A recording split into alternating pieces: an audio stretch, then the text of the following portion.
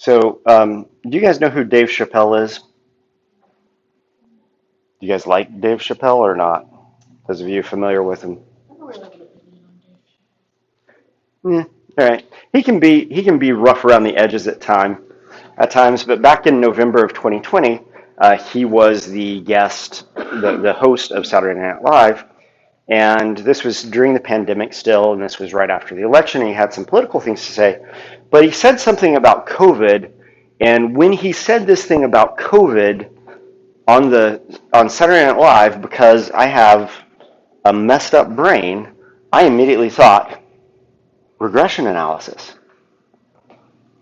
So regression analysis is the analysis where you try and see if there's an association between one variable and another variable. So we might have a variable on the x-axis and a variable on the y-axis, and then we look at what the x variable is for a particular data point and what the y variable is for a particular data point, and we test to see if there is an association. And the possible associations that you can have is a positive relationship. You can have a negative relationship. As x goes up, y goes down. Or you can have a relationship that is a slope of 0. So this is a positive slope. This is a negative slope. And this is a slope of 0. So I'm going to play you just a couple of minutes of his monologue where he talks about a variable that might be of interest to people. And hopefully this will come through the speakers. We'll regroup if it doesn't.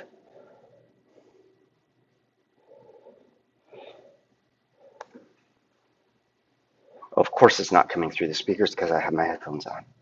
All right, hold on just a minute. Okay, it's not coming through the speakers for reasons I do not know.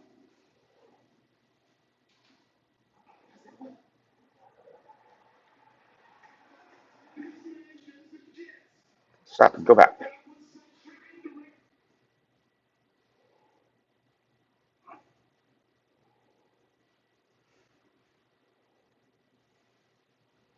Okay, here we go.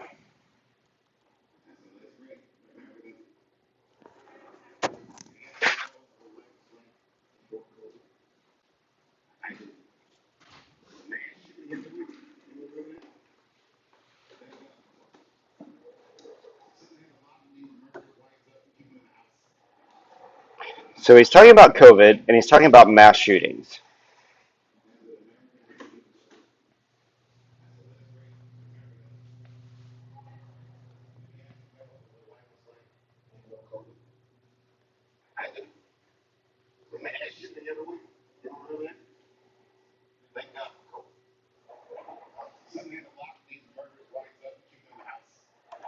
So aside from the politics, the political overtones of it, he's making an argument that because of COVID and because of reduced contact, reduced movement of people, you've basically had a drop in mass shootings. So of course, I'm sitting there watching Saturday Night Live, trying to enjoy my Saturday Night Live fix, and immediately my mind goes to, we can test that. That's a claim that is being made by a comedian, but we can test that claim. What do we need to have in order to test that claim that during COVID there has been a severe drop in mass shootings? Yeah. Thinking about mass shootings before COVID, during COVID, maybe after COVID. Yeah, unfortunately we can't do the after, but we can certainly do before and during at this point. So, and that would be the response variable. So this would be some aspect of mass shootings. What would be the x variable in this case?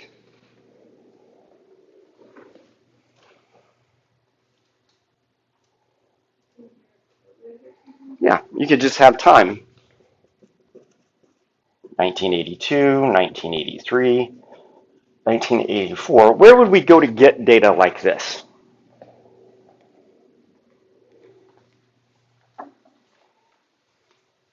Yeah.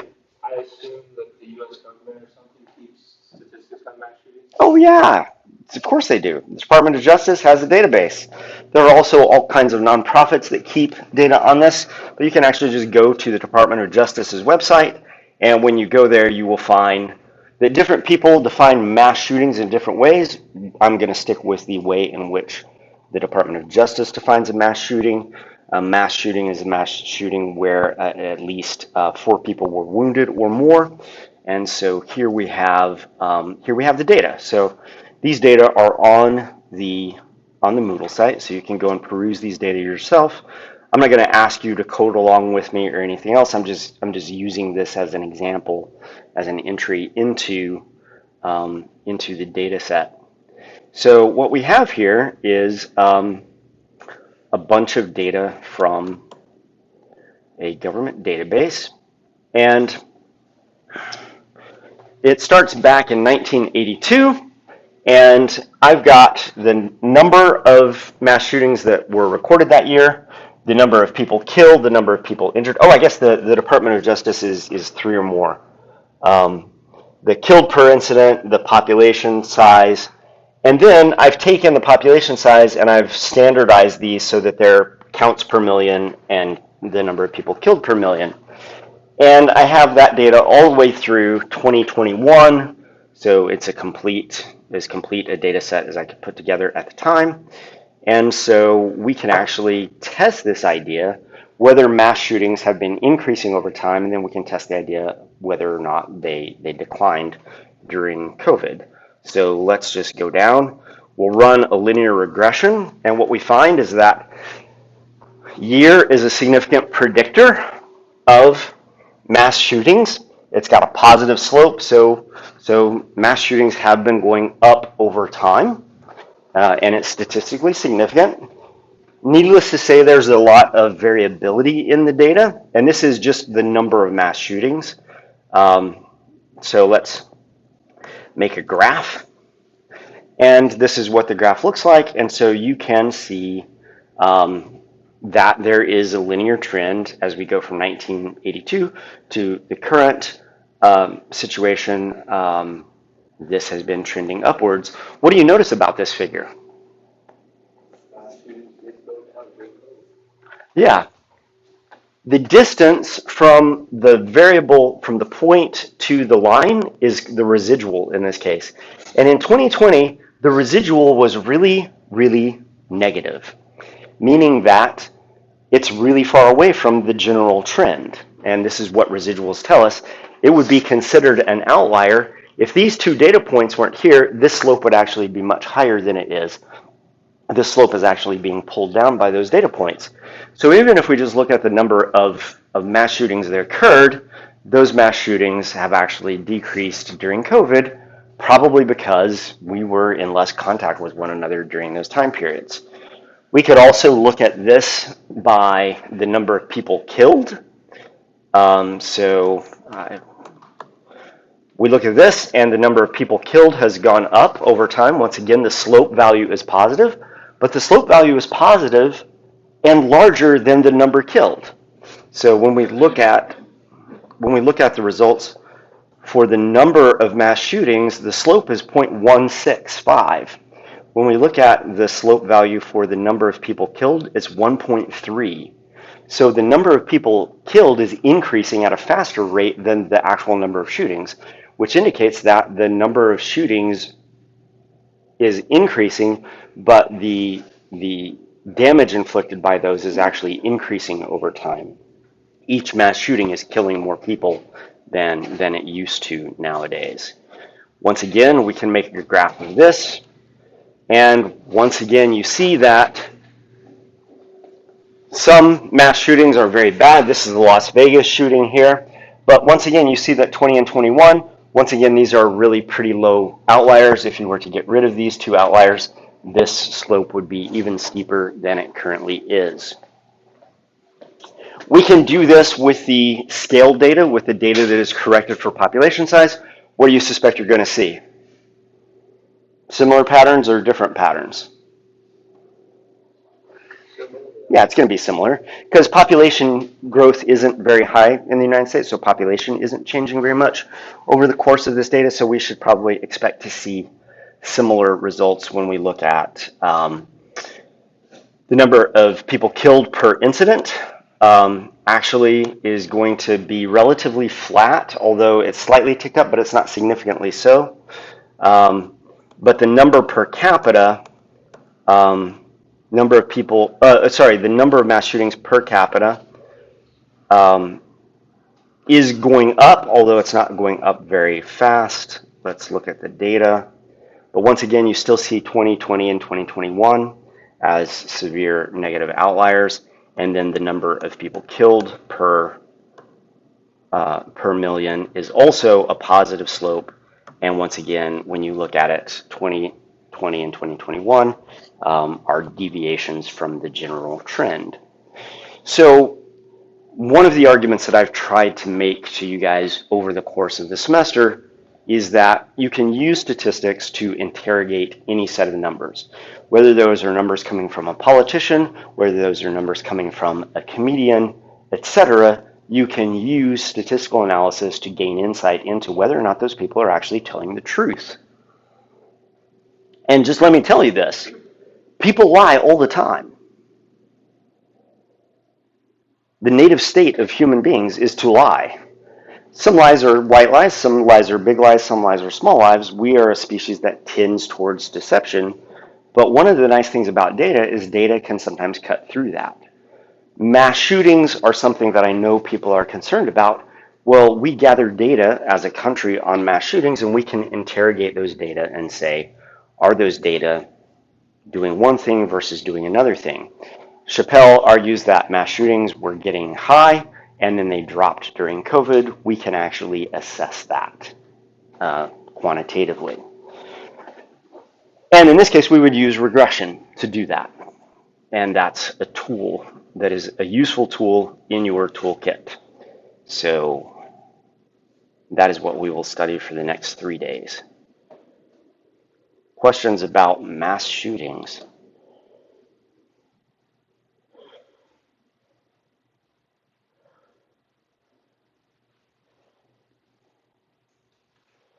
Once you know statistics, it's hard for you to enjoy anything in life, even Saturday Night Live.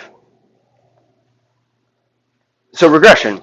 Regression is simply the estimation of the relationship between one variable and another variable. But it's slightly different than correlation. And the difference is subtle but important. Usually in regression, we basically set the x variable and then we see how the y variable responds. And so there's a cause and effect relationship that is implied in regression, because typically in regression, the researcher has control over the x variable. Correlation is a situation where you don't necessarily have control over the x variable, and you're just seeing how x and y covary with one another. As x gets bigger, y also gets bigger, but you're not affecting x in any sort of standard way. And so these are subtle differences, but they do have an effect on how we go about analyzing data. Generally speaking, you can express this in a standard form of a line. So most of the regression that you will be faced with in your life is probably going to be linear regression. You can do nonlinear regression. You can do cubic splines, which is another form of regression. But basically, the y variable is determined by the y-intercept plus the slope, which in this case is b, times the x variable. So a, in this case, is the y-intercept. B is the slope. And when you run a regression, what you're doing is you're basically testing the slope.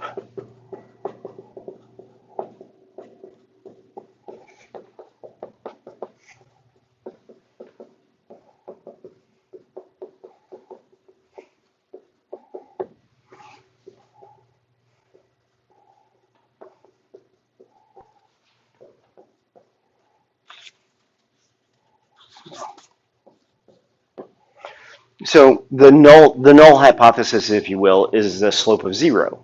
So you can either have a positive slope, you can have a negative slope, or you can have a slope of 0. The slope of 0 is the null. X has nothing to do with y. And you're testing to see if that's true, and you're testing to see if it's high enough in a positive direction or low enough in a negative direction to say that it's not a slope of 0.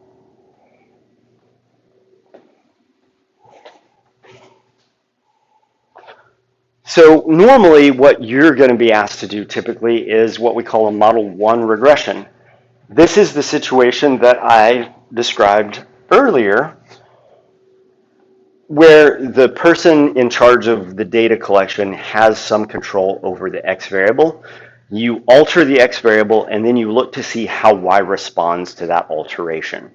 And so that's a situation that is very specific, but that's how most regressions, that's the assumption that the regression makes. Now, there are assumptions in regression just like there are assumptions in analysis of variance, and the assumptions are very similar to one another. And the assumptions are the assumptions of normality and homogeneity of variances.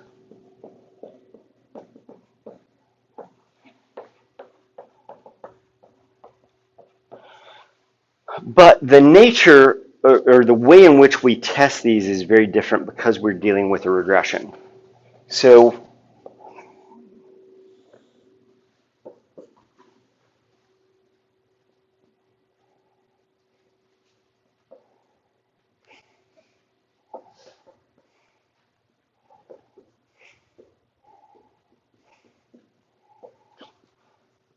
let's say that we have a data set with 6 observations in it. So we have x1, x2, x3, x4, x5, and x6, and they're in order in increasing value. For any given x, there will be a corresponding y. For any given x, there will be a corresponding y. For any given x, there will be a corresponding y. For any given x, there will be a corresponding y. For any given x, there will be a corresponding y. For any given x, there will be a corresponding y value. So this would represent y1, y2, y3, y4, y5, and y6. Okay? When we get rid of these lines that I drew across so I would know where to put my y values, we have this distribution of data that indicates that there is probably a positive correlation between the x variable and the y variable. And when we find the best fit line through this data set, the best fit line is going to look something like this. Some of the points will be below the line, some of the points will be above the line, and once again, these distances are referred to as residuals. In the same way that when we have a mean on some number line from low values to high values, this mean is based on a series of observations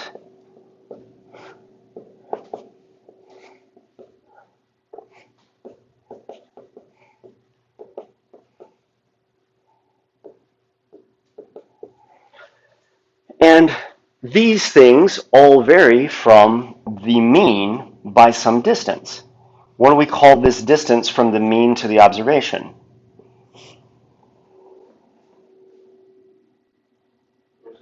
It's also a residual. This idea of a residual that I taught you some time ago, the reason that I use the term residual is because it's used in analysis of variance when we're looking at variation around means, and it's also used in regression when we're looking at variation around the line. So what is the line in this case?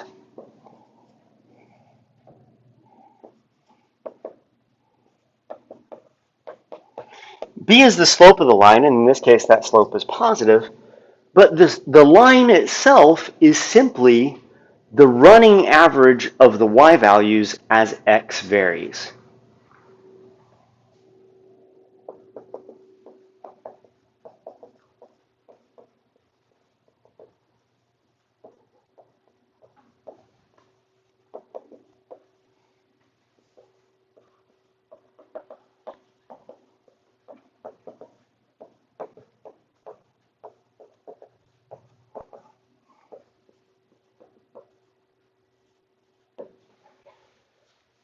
What's the y value if x is 1? Well, what we observed is something slightly above the line, but the average value would be on the line. What is the value of y at x2? The value we observed is here, but the average value is here. What is the value of x3? This is what we observe, but this is what we expect the average value of y at x3 to be. What is the value of y at x4? We observe it down here, but we expect the average to be here. What's the value at 5? It's above the line, but we expect the average to be right there. And what is it at 6? We observe it down here, but we expect it to be, because this is the best fit line. The best fit line is basically the average of y as x changes value. So in this way, this line is essentially the mean of this data set. The mean of, sorry, it's not the mean of x, sorry, I messed that up. It's the mean of y as x is varying. So if we know what the mean of y is, let's say that the mean of y is about here, we can ask ourselves, how far do these data points vary around the average value of y? Well, if we just took it with the raw data, we would see that this is the residual, this is the residual size, this is the residual size, this is the residual size, this is the residual size if we ran this line across here, and then this is the residual size. So many of these residuals are negative and some of these residuals are positive, but that's assuming that there's no relationship between x and y. That's a slope of 0. And so when we get the best fit line, we find that the slope is actually positive, and it reduces the size of all of the residuals. The residuals go from being relatively large to being relatively small, and that's actually how we determine what the best fit line is. The best fit line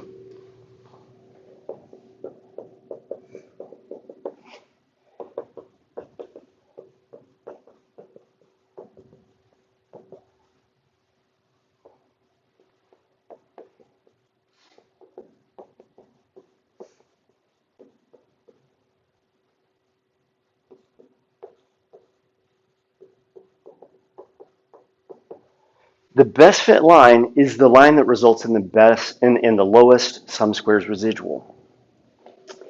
If these are residuals, this residual is slightly positive, this residual is positive, this residual is negative, negative, positive, and negative. What do you guess is going to happen if we add up all of these residuals? What are they going to sum to? They're going to sum to 0. We have this problem when we look at residuals around a mean, right? So what we do when we look at residuals here, we take the value minus the mean and we square it, because it takes all those negative residuals and converts them to positive values. Here, we will compare the y variable that we observe to the y value that is predicted by the line, and we square that. That takes all of these negative residuals and turns them into positives. So as you move this line away from the line of best fit, the distances between the line and the individual values gets bigger and bigger and bigger. And so the best fit line results in the lowest sum of the actual values minus the predicted value that is predicted by the line. And that's actually how we evaluate whether we have the right slope.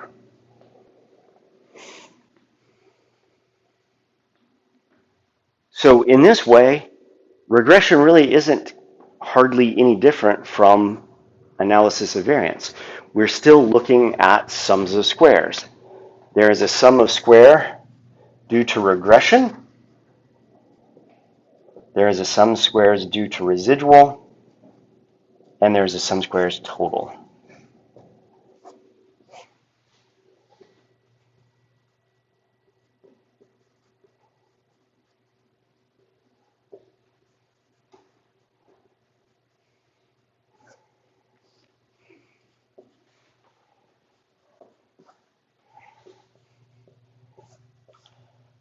for any Anova we do, we can create an analysis of variance table because it's using the same ideas that we use in analysis of variance.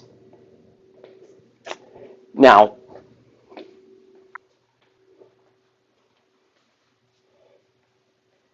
if you go to the average value of all of the x values and draw a line up here and place it at the intersection of the predicted line, that will tell you what the average value of y is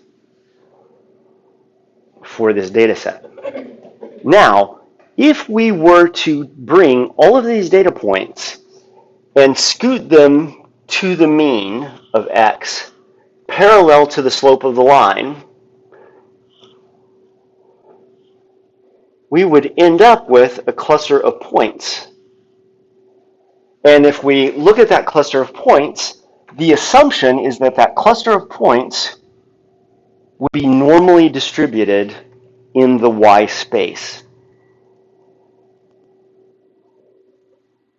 When we test normality for a regression, that's the assumption that we're making.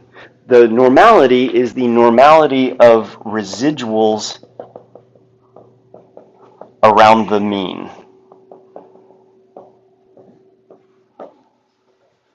So we basically, in essence, we statistically scoot all of these things down to the mean of x, and we look at the distribution of those data. And so we basically take whatever model we've created, we store the residuals, and then we test the normality of those residuals. How do we test normality in an Anova? What's that, Claire? Shapiro-Wilk test, but what do we do it on? We do it on the residuals coming out of the model. Same thing. You build a model that relates y to x, you get the residuals, and you do a Shapiro-Wilk test on those residuals. In a similar manner, the homogeneity of variances assumption is that the variation around the line at any given point is similar over the course of the line. It isn't a situation like this. Let me show you a couple of examples of things where the homogeneity variances assumption would be violated.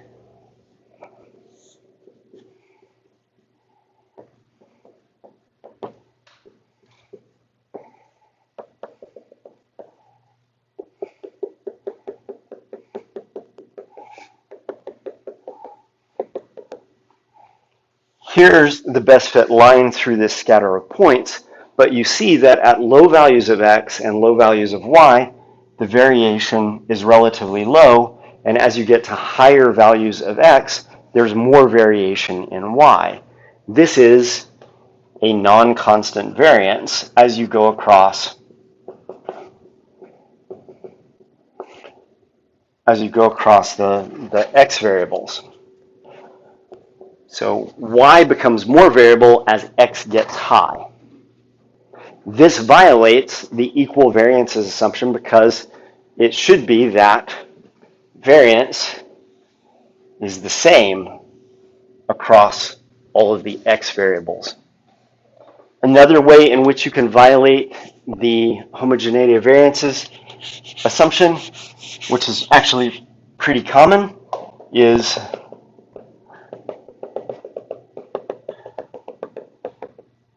when you have variation that gets bigger at the extremes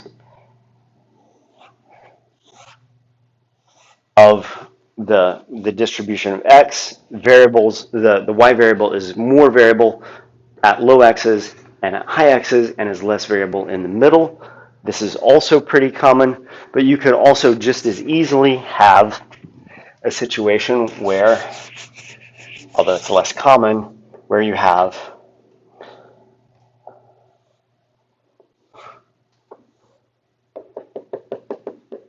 higher variability at low x's than at high x's. These are all kinds of examples of violations of the homogeneity of variances assumption. But these are both very analogous to the assumptions that we have in an Anova. Questions about that?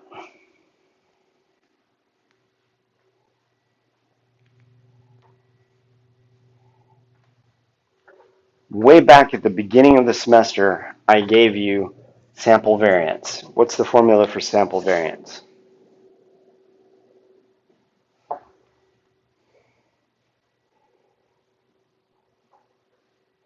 You guys should know this. You've been using it all semester. The sum of squares. What's the square? What's in here?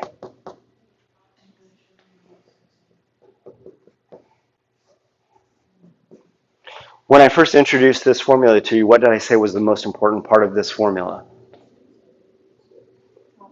The numerator is the most important thing. Why? Well, because we use the numerator when we're looking at variation among means, and we use the numerator when we're looking at variation in regressions. All of this is just the numerator of the variance estimate. That's all it is. That's all it ever was. That's all it will ever be. You're learning nothing new here. Just takes a different form in terms of really the way the graph looks.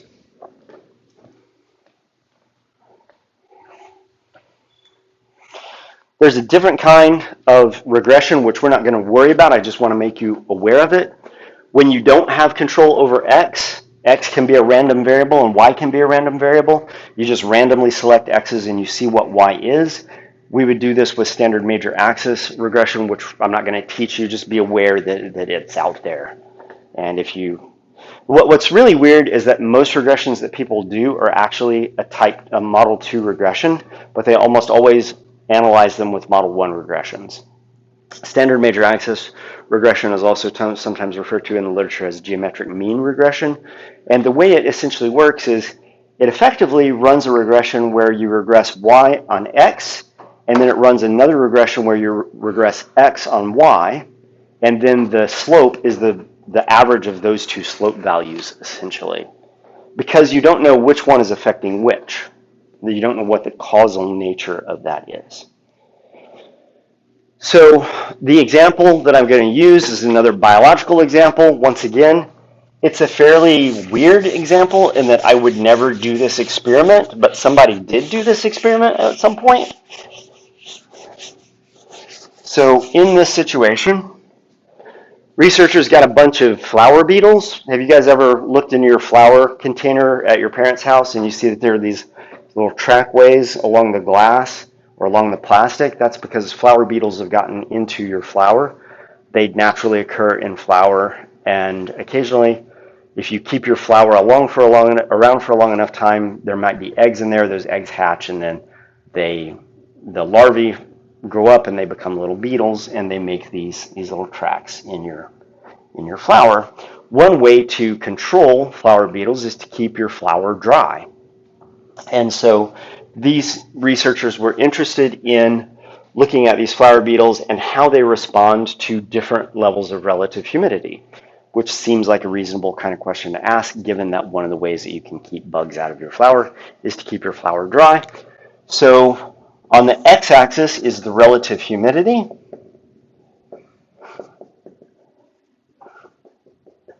On the y-axis is weight loss of these beetles from low levels of weight loss to high levels of weight loss. And so they put these beetles in 9 groups of 25 beetles apiece. 6 days later, they weighed the beetles to register how much weight loss was gained. And so the independent variable in this case goes on the x-axis, that's relative humidity. Presumably, the researcher has actually set the relative humidity at a certain level across these 9 groups of beetles, and the dependent variable is weight loss. So here is what the data look like when you graph them.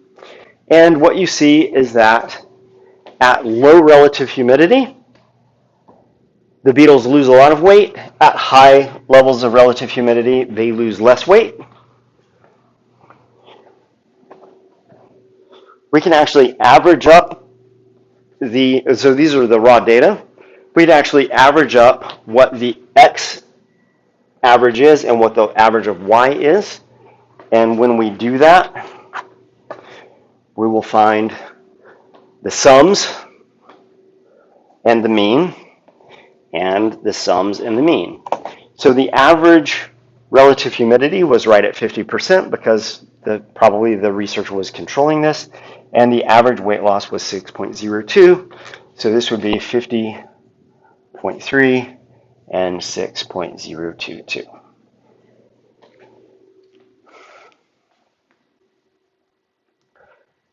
Now, one form of variation is looking at the variation of each of the data points from the average of the X variable, and looking at the deviation of the data from the average of the Y variable.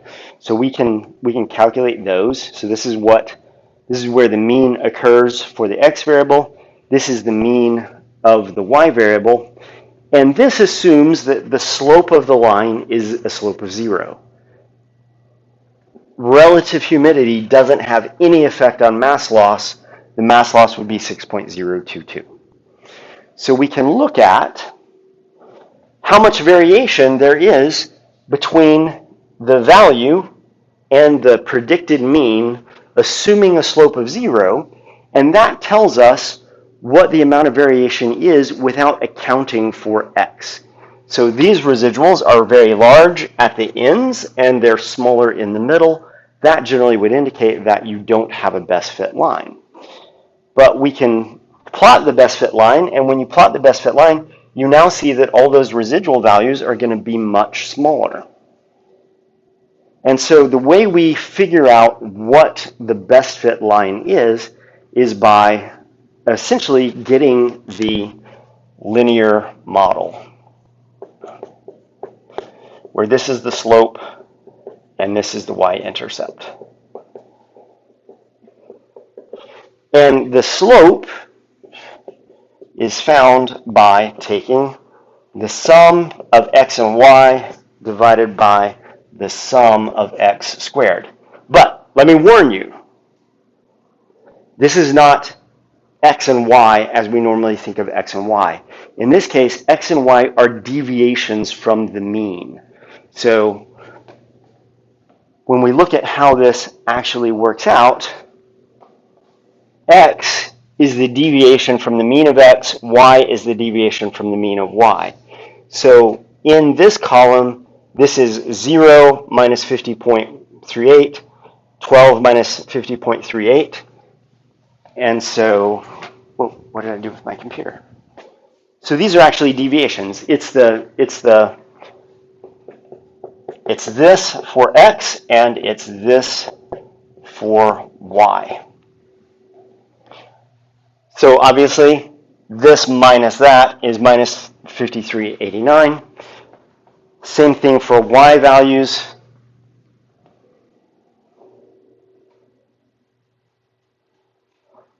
And when you do that, these are all summing to 0 because that's what residuals do. But of course, what do you have to do to residuals to make them not sum to 0? Well, you have to square them. So we can take this difference and square it, and we get this. We can take this difference and square it, and then we can also multiply this difference times that difference, and that's what xy is. So when we calculate all these things, the slope value is the deviations of x and the deviations of y multiplied together and summed all up, divided by the sum of all of the deviations of x squared. And so when we do that, when we calculate x squared and x times y, we add all of those up, we divide the sum of xy by x squared, we should get the slope value. And so that's what the slope value is for this, negative 0.05322. So now we know what the slope value is when we're going to put the slope value into this equation. And then, so the denominator is just the variance, just you square all the x's. Square all the deviations. So another way of writing the slope that's in language that's maybe more familiar to you is this is the sum of the x values minus the mean times the y values minus the mean divided by the sum of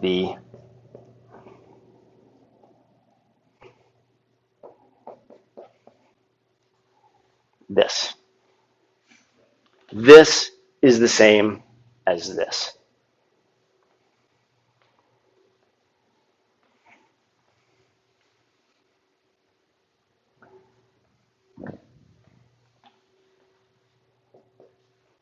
These are terms that you're more familiar with in terms of thinking about residuals. It's basically residuals of x times residuals of y summed up versus the sums of squares of x. That's what it is, essentially.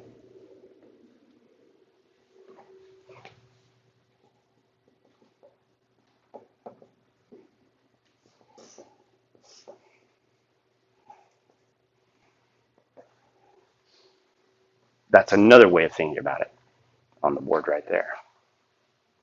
So that's all you have to do to find the best fit slope.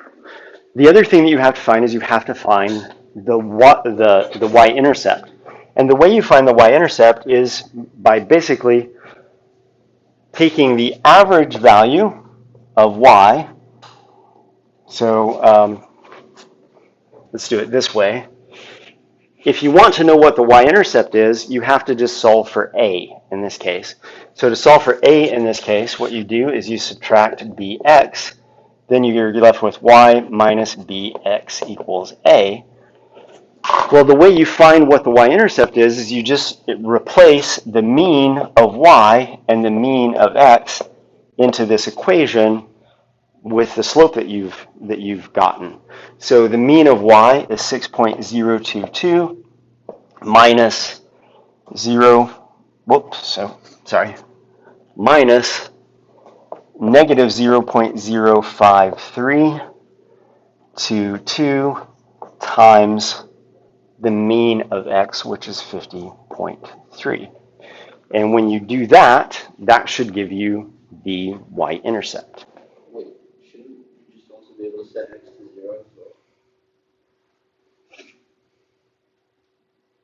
find the y-intercept.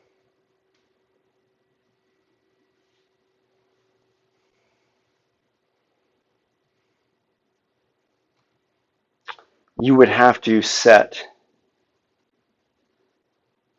would that work? Let me see. Is it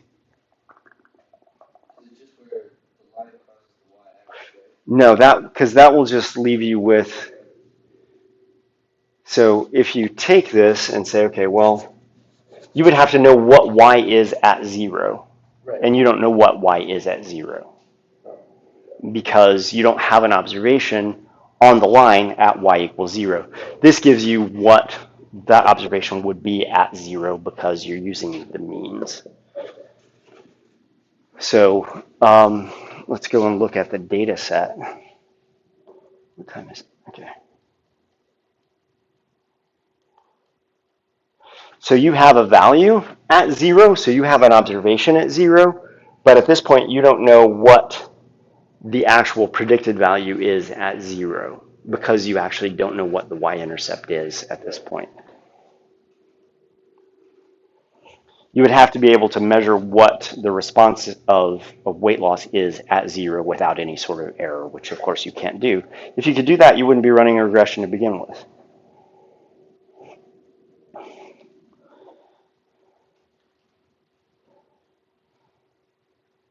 So we use this formula, equals A. A equals the mean of y minus beta times the mean of x, and that's how we calculate the y-intercept. It ends up being 8.704. So now we know where that y-intercept lies, and it lies up there close to 9, which is what we saw in the figure. So we figured out what the best fit line is. The best fit line is y equals 8.704 minus 0.05322 times x.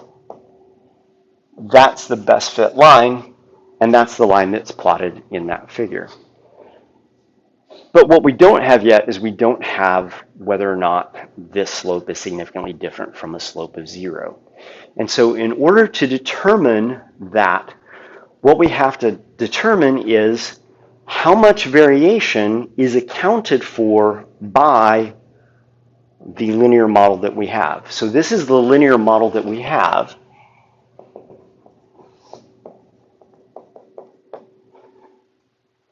What we want to know is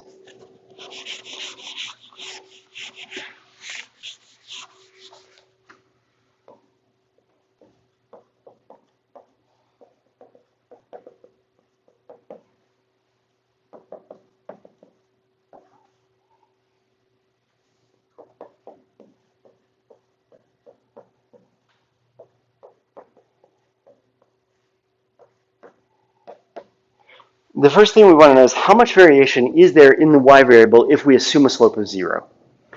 That is essentially the residual term, assuming that you have a mean of 6.00022 in this case. And we want to take that and we want to compare this to how much variation is in y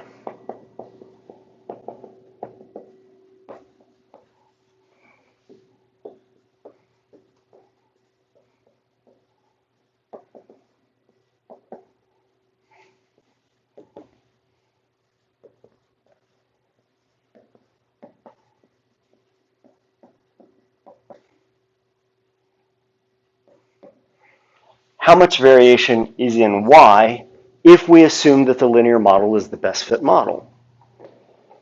If our model is good at predicting what y is, this should be very, very small, and this should be very, very large. Therefore, the amount of variation that is accounted for by the model will be very, very large. If this is a terrible model for what y is, the variation here will be very, very large, and the variation here will be very, very large, so the difference between those two will be very, very small. So when we subtract these two things, we get the amount of variation accounted for by our model.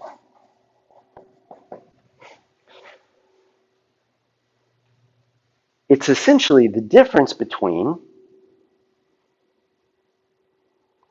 the variation here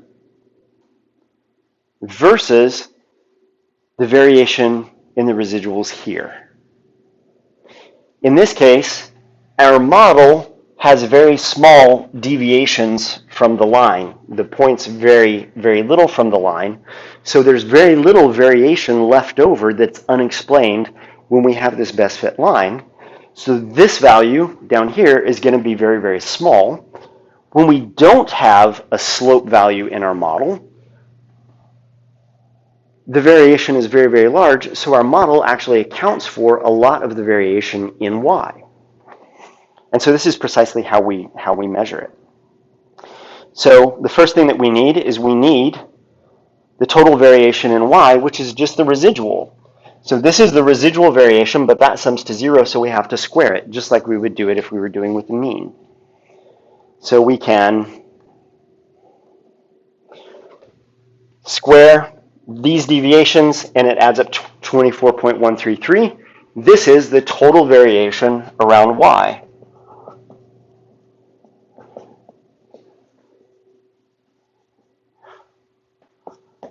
Around the mean. It's the sum of the squared deviations of each value of y minus the mean of y. All summed up.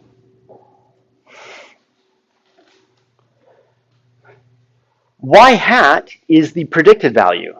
It's basically saying, what would the value of y be at each x value if every point was on the line. And the way we figure that out is we just say, we do exactly what Kara said earlier. We basically replace in this formula here, we take this formula.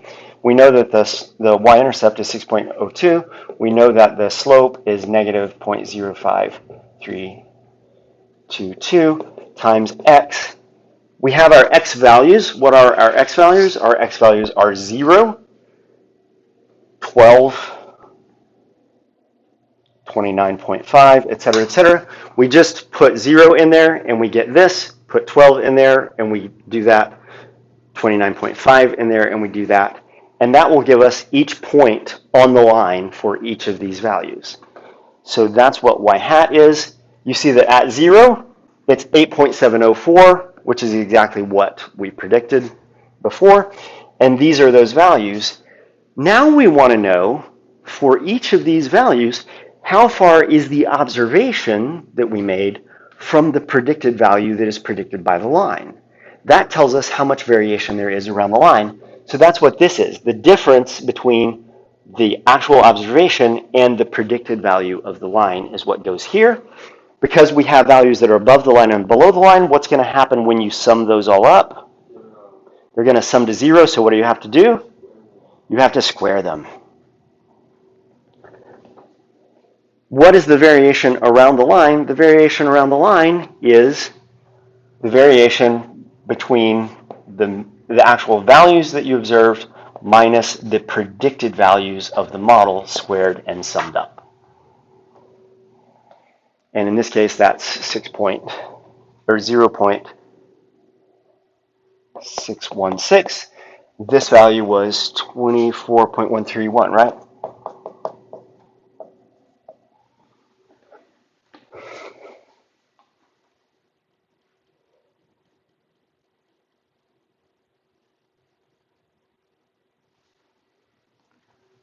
This is the residual sums of squares. Then there's one more thing that we need to know. We need to know, how does the predicted value differ from the mean? Yeah. For the y-hat, what value did you plug into the equation? So for this, it's just the y-intercept, the slope, and then you vary x for whatever your x values are in your data set. So it'd be 0, 12, 29.5, 43, 53, 62.5, 75.5, 85, and 93. And so this column here is just this equation referencing each of these values as you go down. That's one of the reasons it's nice to do this in a spreadsheet, is you can just write the one equation and then just drag it down and it'll fill it down. So the last thing we need to know is, how does the predicted value vary from the average of 6.022? And so this would once again just be the predicted value minus the average of y, and that would all be in this column. And you would square that to keep it from summing to 0. And then this is the sums of squares due to regression. So 23.514 is the sum of square due to regression. Yeah. So, like, let's say, like, if your line's really good, your model's really good, Mm-hmm. what would you use some squares? Well, what you would find, if your line is really good at predicting the data, and the data really are significantly different from a slope of 0, the amount of variation that is accounted for by your regression line should be really, really large relative to your residual value. Somebody do the math for me really quick. What's 24.131 minus 0.616?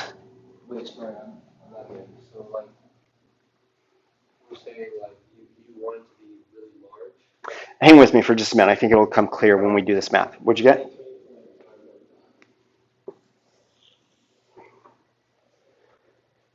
The total amount of variation in your data set is the amount of variation if you assume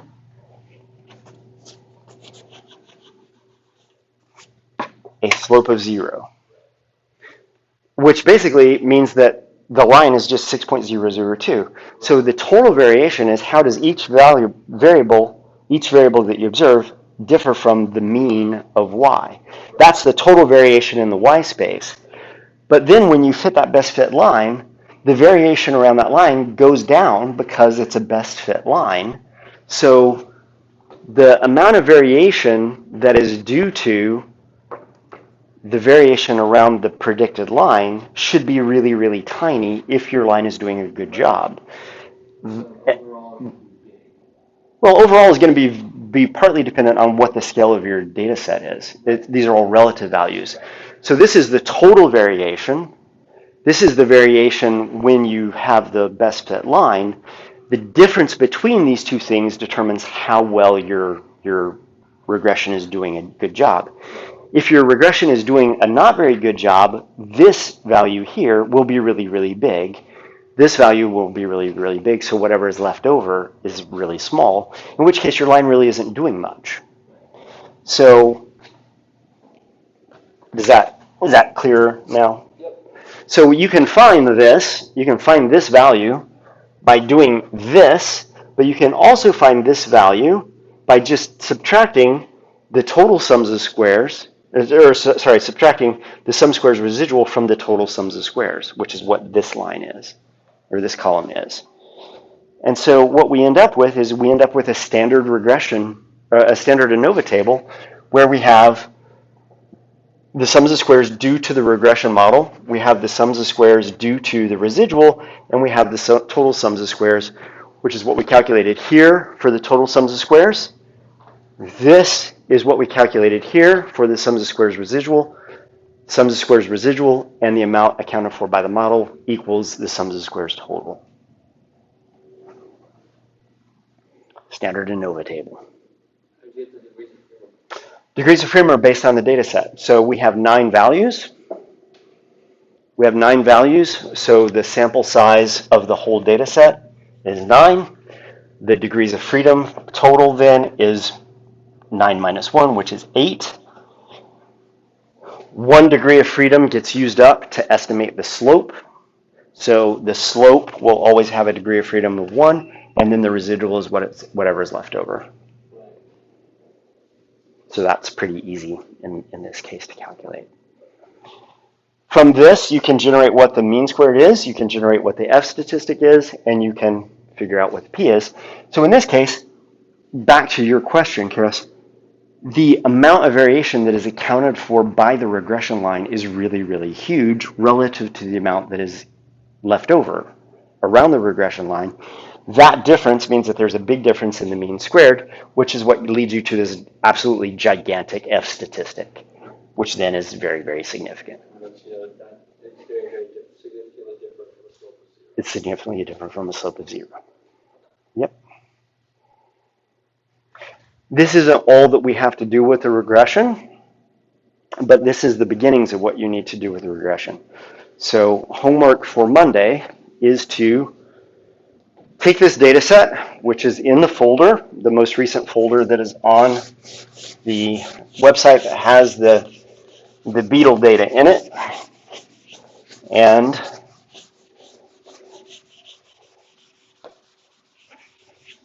read that into an R script, and you want to run a linear model on these data. So the code will look like this.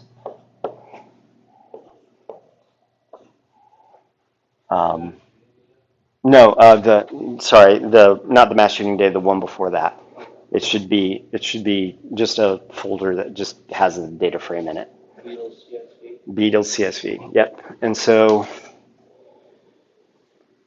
I forget what I named the columns, but basically it's weight loss as it is determined by relative humidity. The data will be whatever the data frame is. And when you run that, it'll just save this as a model, and you can get the summary of the model just like you would for an Anova, and it will give you the regression statistics. It'll give you the slope and things like that. What it won't give you is the Anova table, but you can figure it out from that stuff. The way to get the Anova table, if I'm recalling correctly, is to do summary.aov model. And then it should give you this Anova table. So come into class on Monday, hopefully having done that at the very least. If you want to go further, toy around with making a graph of the beetle data.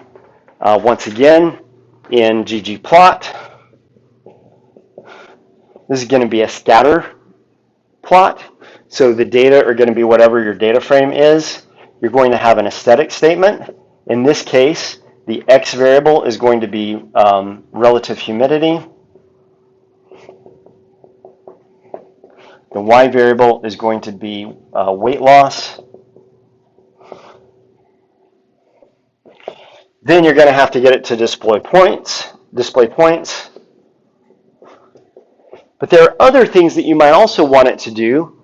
You might want it to show the line, the best fit line. If you just do g on point by itself, it's going to show you the points, but it won't give you the best fit line. Figure out, this is your other task between now and Monday, figure out what code you need to do to get the best fit line.